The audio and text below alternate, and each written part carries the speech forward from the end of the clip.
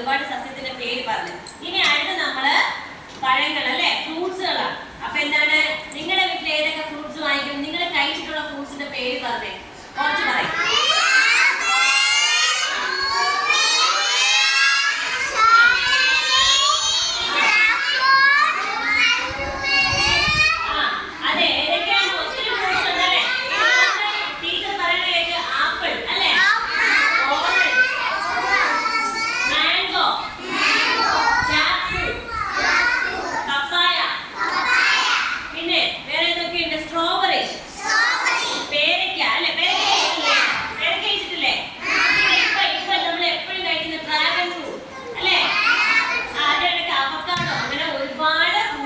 പിന്നെ നമ്മൾ എപ്പോഴും ഉപയോഗിക്കുന്ന പഴം അല്ലേ, പഴത്തിൽ തന്നെ എന്താണ്, ബനാന. ബനാനത്തിന് ഒരുപാട് നിറത്തിലുള്ളതും പലതരത്തിലുള്ളതും ഉണ്ട് അല്ലേ.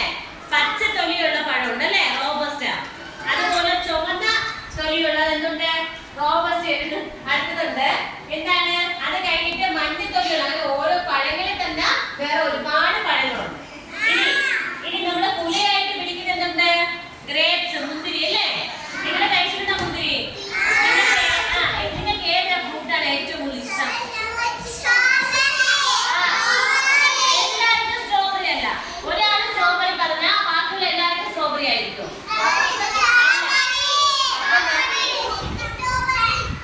പല വിധത്തിലുള്ള പഴങ്ങൾ ഉണ്ടായിരിക്കും അല്ലേ. അതിനകത്ത് എല്ലാ ഫ്രൂട്ട്സിനും ഒരു നിറമാണേ. അല്ല, പല വലിപ്പത്തിലും പല മണത്തിലും അതുപോലെ തന്നെ പല നിറത്തിലുള്ള ഫ്രൂട്ട്സുകളാണുള്ളത് അല്ലേ.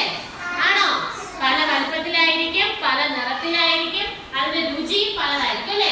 ചിലത് നമ്മൾ കഴിക്കുമ്പോൾ ഒരു പുളിയും മധുരവും കൂടെ ഉണ്ടായിരിക്കും, ചിലത് നല്ല മധുരമായിരിക്കും അല്ലേ.